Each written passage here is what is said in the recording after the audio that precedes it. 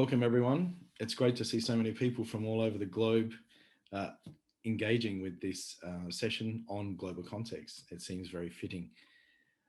Whenever I present, I always try to engage people on a personal level. And I know that this format is not as personal as what we'd like, but you will have a chance to engage with people in a smaller group and hopefully get to learn and discuss some things that are both universal and unique to each other. I also like to involve Robin Williams whenever I can. And to begin, I've got a bit of a focus for you to have a look at. Today we're going to be talking about William Shakespeare. I know, a lot of you look forward to this about as much as you look forward to root canal work. We're going to talk about Shakespeare as someone who writes something very interesting. Many of you have seen Shakespeare done very much like this. Oh, Titus, bring your friend hither. But if any of you have seen Mr. Marlon Brando, no, but Shakespeare can be different. France, Romans, countrymen. Let me read.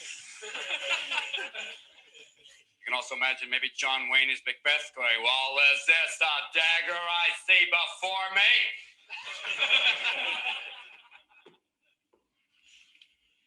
Why do I stand up here? Anybody? To feel taller. No. Thank you for playing, Mr. Dalton. I stand upon my desk to remind myself that we must constantly look at things in a different way.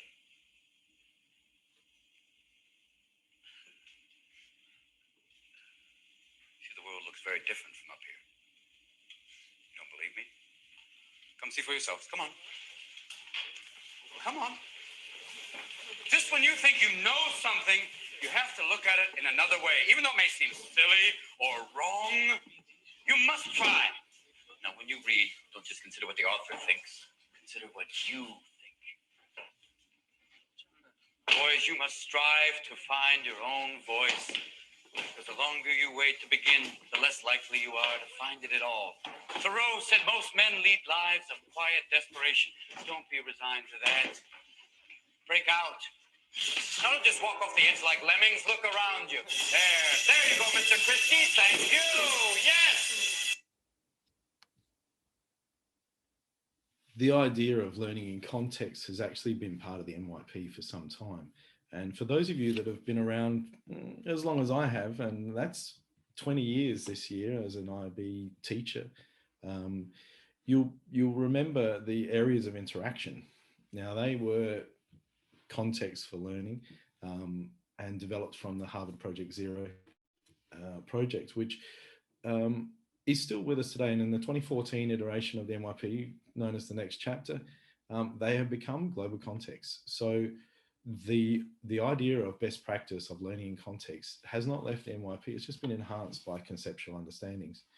So when you look at the MYP unit planner, it actually has this quote here, and for a good reason, because significant learning takes significant context.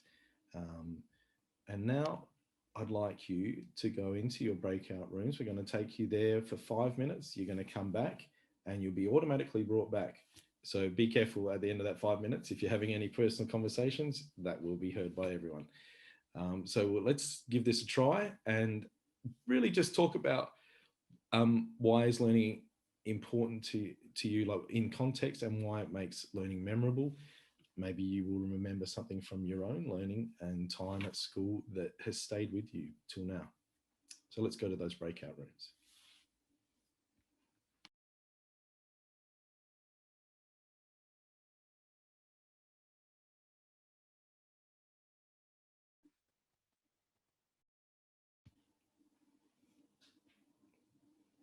Okay, thank you, everyone. It's good to have you all back. I hope you had a really good discussion in your group, and there will be another chance later in this presentation to further explore that. So the idea... Actually, sorry, before you move on, just sorry to interrupt. Yeah. The question participants, if you could please speak a little louder. Sure. Thank you. So global contexts are what we call the why. And you would have had a student in your class who will put up their hand almost every time you introduce a new unit, and they're saying, why do we need to learn this? And I think that the global context that you've chosen is the pathway to actually making meaning for that student, and telling them and giving them that context, that real life experience of why we are learning this, and giving an opportunity for them to actually explore international mindedness at the same time, and also service. So a big part of that unit planning process, and I'm not going to go too deeply into other parts because I know there are sessions based around these components, but the global context has a very important part in developing your statement of inquiry. You might have seen this formula before. When I do workshops for teachers in the MYP, coming up with a good statement of inquiry can be as hard as a TOC knowledge question, if you've ever taught TOC before in the diploma. But they're just as important because they drive the inquiry. They're supposed to lead the unit of work to those meaningful tasks at the end. And it's at this point where the understanding of the written, the taught, and the assessed curriculum coming together is a test. You can actually use this as a bit of a formula to make sure you're on the right track and you have those three spheres of the unit planning in harmony with each other. So I like to use this as a bit of it's almost like a mathematical formula. Let me give you an example. In language and literature in year 5. So the key concept of communication, you can see the related concepts there of audience, imperatives, and purpose. And so we begin the conceptual understanding of purposeful communication. Key concept enhances audience engagement, and you see purposeful and audience there as the related. So we create that first statement.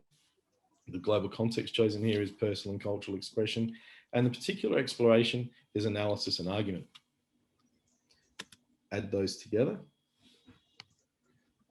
and we get the statement of inquiry. It's not that hard. The thing is, people do overthink it, and if you follow this, it will give you a really good basis to start the statement of inquiry, and it makes sure that you're embedding the global context in there as well as the key and related concepts. So I have a task for you. I've created 5 different SOIs of varying, let's say, quality.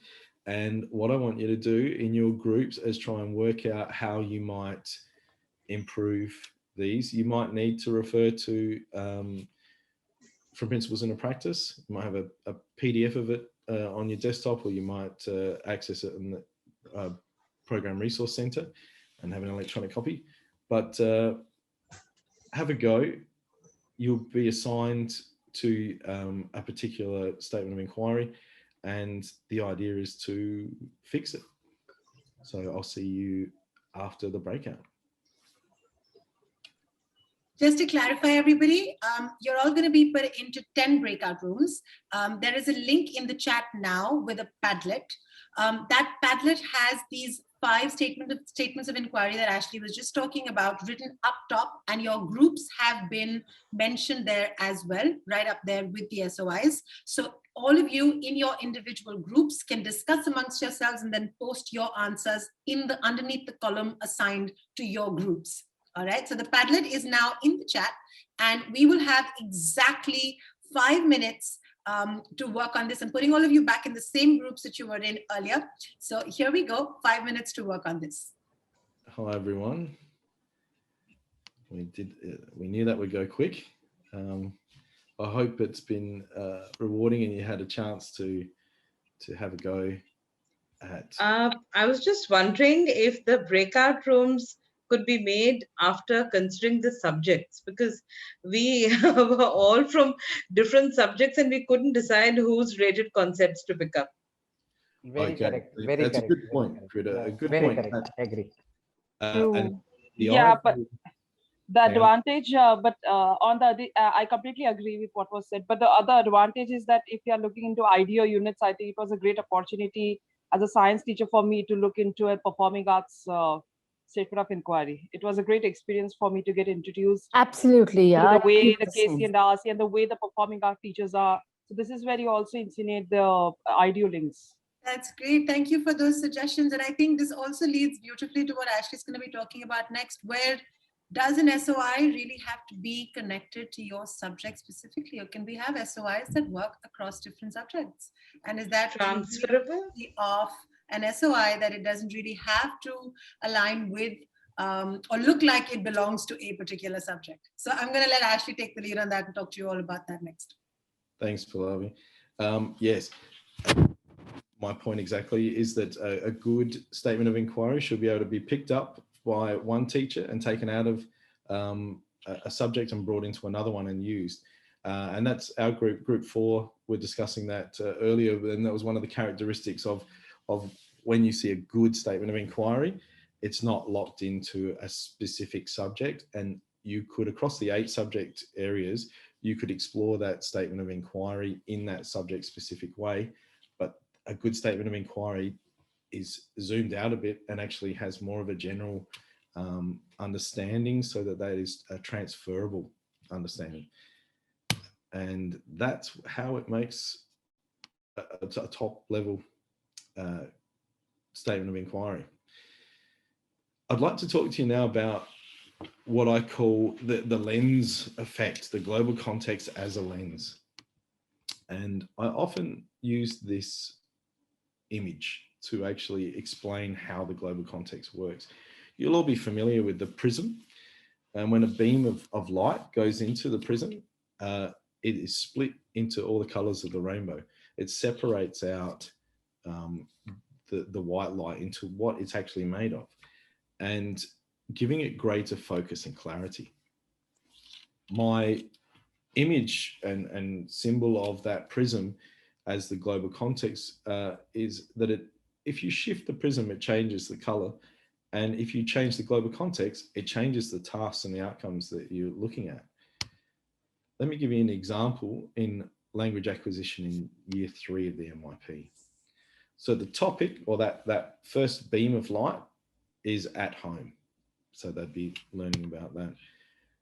Because the global context of identities and relationships is there as the lens, and the specific exploration, remember that there are many explorations in the global context, and they're separated by semicolons, and you generally would only explore maybe 1 or 2 explorations in a unit, depending on how big the unit is, because trying to look at all of them would be far too much. And in this instance, the year 3 language class is looking at identity formation, self-esteem, status, and role models. And what comes out the other end is a reading comprehension on the home and those in it. So you can see how the global context itself has actually driven what task comes out at the end of that exploration. Let me give you another example of a year 2 science class. So first of all, they start off with classification as their topic, that beam of light going to the prism, or the lens that is scientific and technical innovation. And in particular, they're looking at systems, models, methods, products, processes, and solutions. And that results in a classification topic test. Now, that doesn't give you much as far as an example of how that is. So let me break down that classification topic test. Because of the context that they're learning, these are the things the classification topic test is on. And you can see the direct link to, if we go previous, you can see the explorations of systems, of models, methods, products, processes, and solutions. And you can see that in content of the test.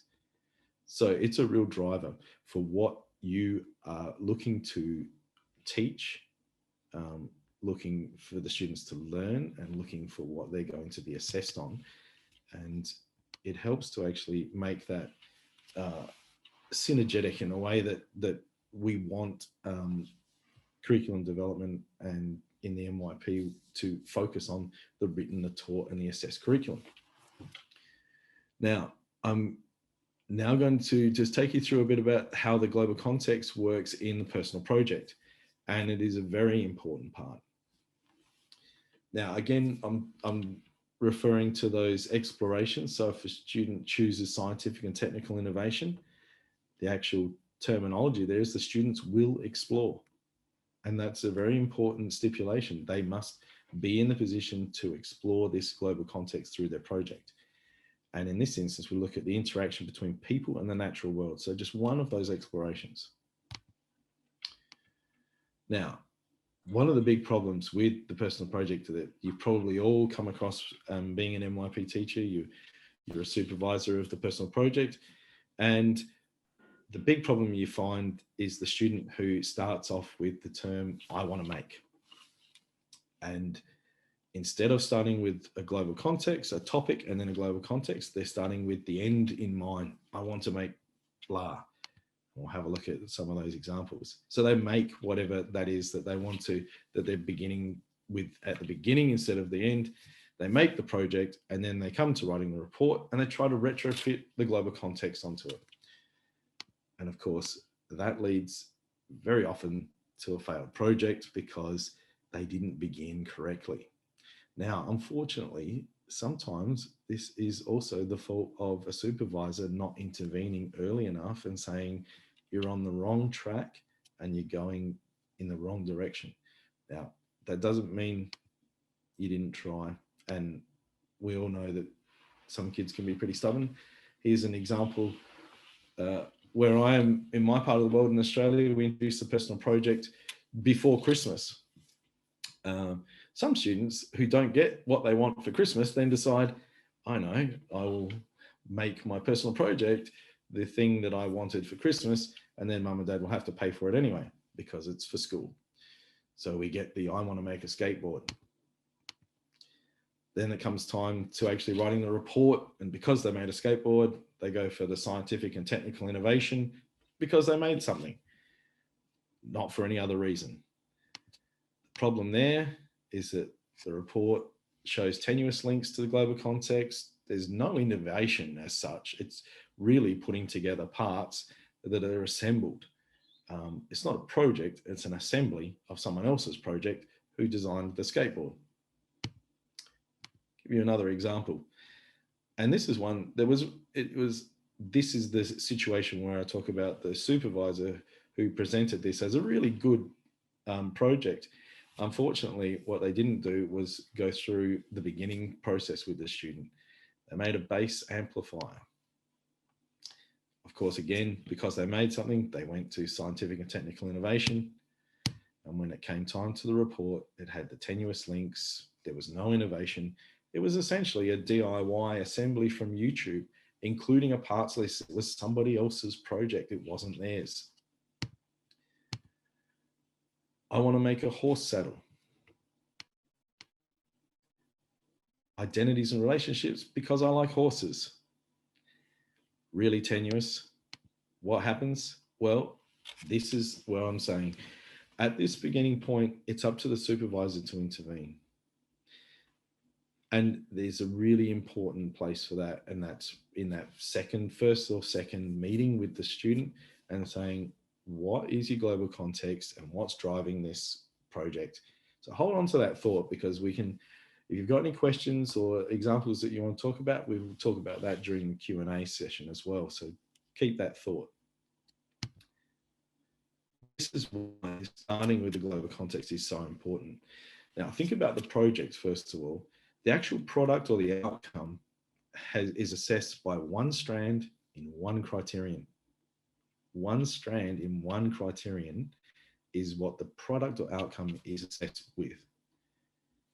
The global context and the way it's used is assessed in several places. First of all, in criterion A, you'll see the second strand says, I define the global context that best applies to my project and explain its connection. Now, that connection has to be a real connection, and it's that beginning point. It's that basis. It's the lens that determines the actual project outcome. And the next place it appears is in criterion C. You see there in the second strand again, I explain the connection between my product or outcome and the global context. Now that's where the I want to make students really come unstuck, because that wasn't the process they followed, and now they're trying to make it happen. It's a fictional process and you can see through it. And unfortunately, if it gets to the end of the project, there was a point where the supervisor could have intervened. So here's an example of sitting down and working through with a student and saying, okay, look, tell me what you're interested in and tell me why you're wanting to do this. And so let's say they say, well, I'm interested in astronomy. Okay, let's forget about what you were going to make and forget about all that. Let's bring it back to that topic, astronomy. Now, talk to me. What sort of global context are you interested in? Scientific and technical innovation. Okay, well, what explorations might you look at there? And they want to look at the natural world and its laws. Now, that particular exploration itself spits out a number of different possibilities of outcomes or projects. Now, in this instance, this was one of my students recently, and she's looking at exploring galaxies and the cosmos, because we went through this process. She was heading down the wrong track, and with all best intentions, but didn't have this focus, this lens of where her project needed to go and why it was going in that way. She just had an outcome that was loosely based on what she was interested in. When we bring it back to starting here with the astronomy, putting it through the lens of scientific and technical innovation and choosing a particular exploration, it gives the project greater focus and a lot more purpose as well. And when it comes to writing that report, there is that meaningful connection between the outcome and the starting point of the global context. All right, I'm going to hand you back now for a minute, and this is a word from our sponsors. Actually, Ashley, I think there's so much interesting conversation happening in the chat that I'm going to quickly skip through this and come back if we have time, because I see there's lots of very interesting questions that we would rather address immediately. And I'm also mindful of the time. We only have about 10 minutes left in the session. So Ashley, should we go straight up into the Q&A? Absolutely. Let's go for it. Okay, great. So there was one interesting conversation that I thought we could pick up and get started with to begin with. And this was around the new personal project guide and how the global context seems to have sort of been removed from there. And Greg and Juan and Eleanor were having some very interesting, had some very interesting thoughts around that. So Juan's asking us that, he says that global context in the personal project now seems secondary. And it's somewhat artificial. The ATLs and the purpose seem more central. And to that also, Eleanor added that in the new changed personal project guide, there will no longer be a need to add a global context. Ashley, your thoughts on this change in the guide, and whether or not you still think that global contexts serve an important purpose? Yeah, absolutely. I haven't really been I haven't had a really good look at the new personal project. We're not using that just yet. So obviously that's about a while away for us.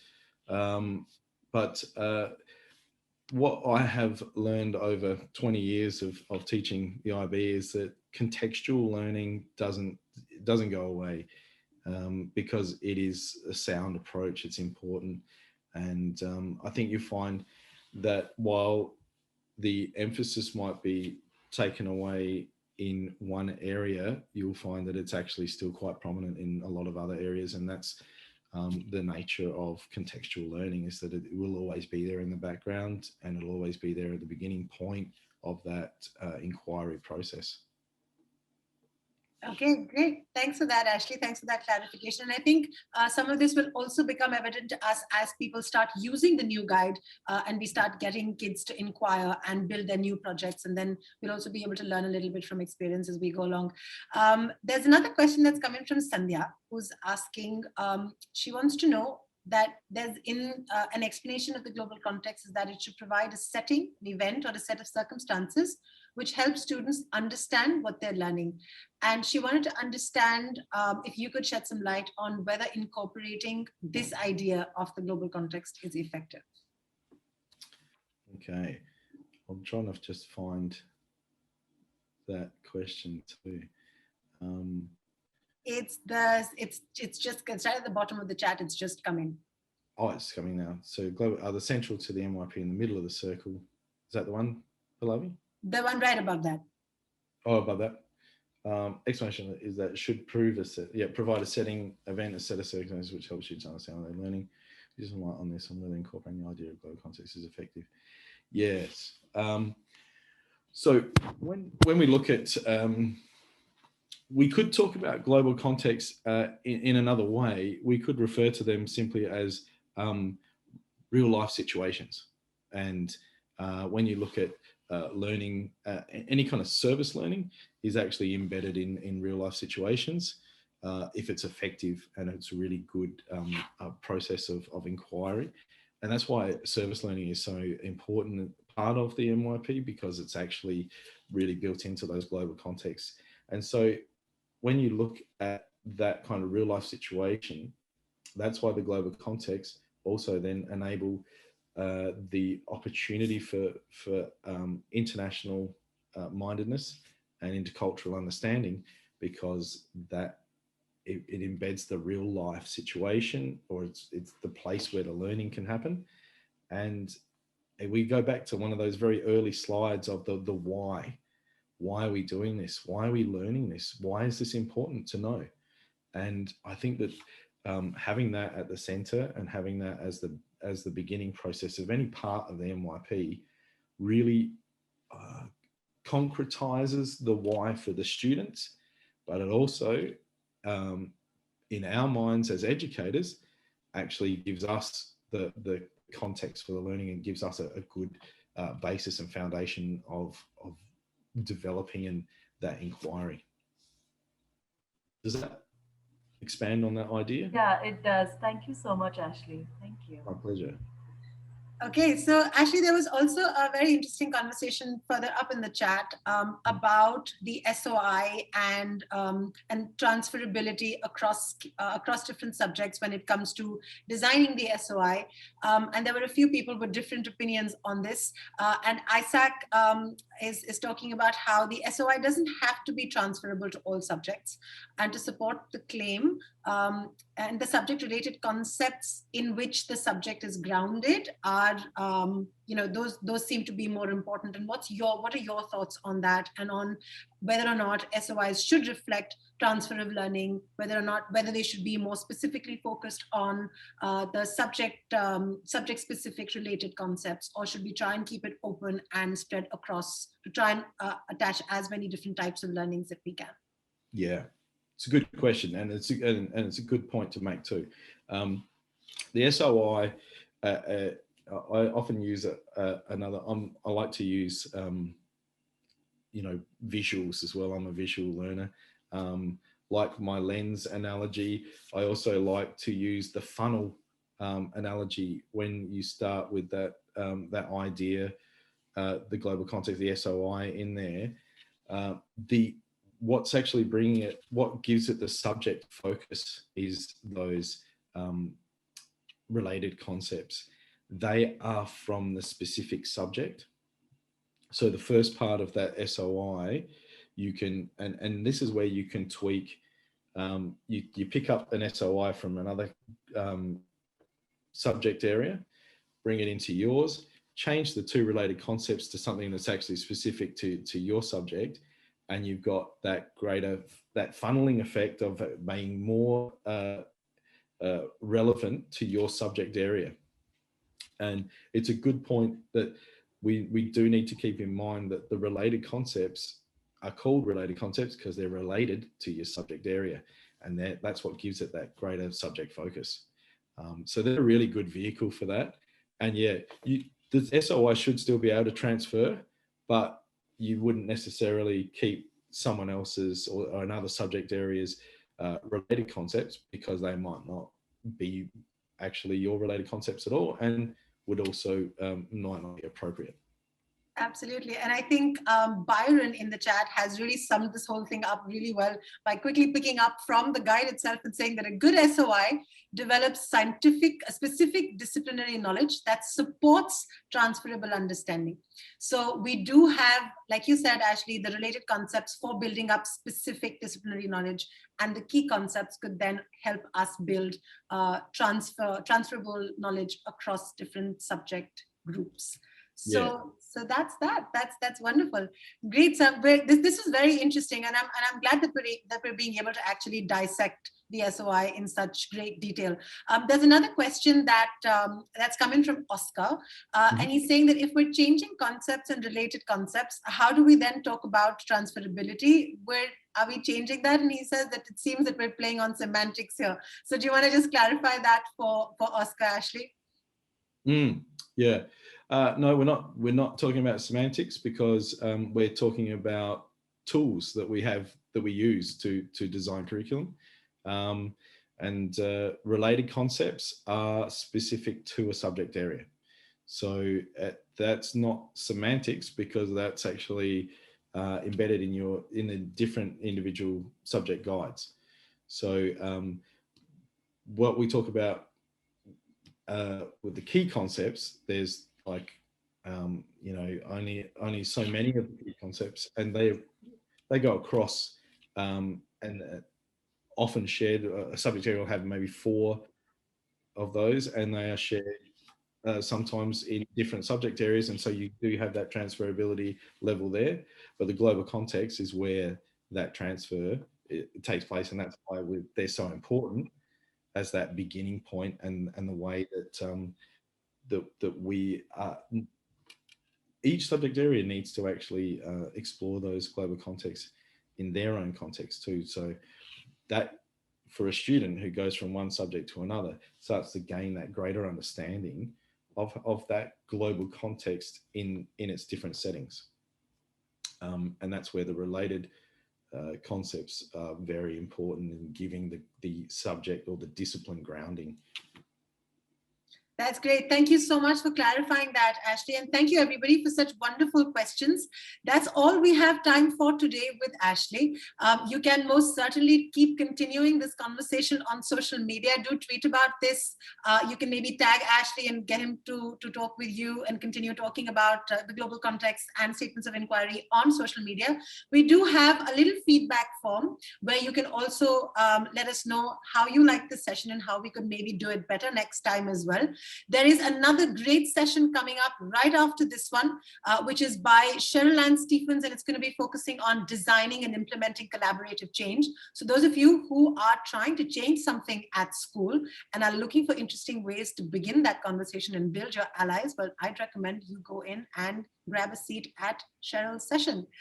Okay, so the link to the feedback form is in the chat. We'd be really grateful if you could take a couple of minutes to fill that out for us. It's a very short 3-question form. Won't take you more than a minute to fill it out. Ashley, thank you so very much for being here today, for sharing all of this wonderful knowledge, for very, very succinctly explaining to us how global contexts become really the heart of unit planning in that sense, because they help us connect all of the learning, teaching and learning to a real world exploration. So thank you so much for being here with us. Thank you so much as well. For having joined us and for the wonderful questions. And we look forward to seeing you with us through the day. Thanks a lot, Ashley. Thank you, everyone. Thank you, everyone. Have a great day. Bye. Bye.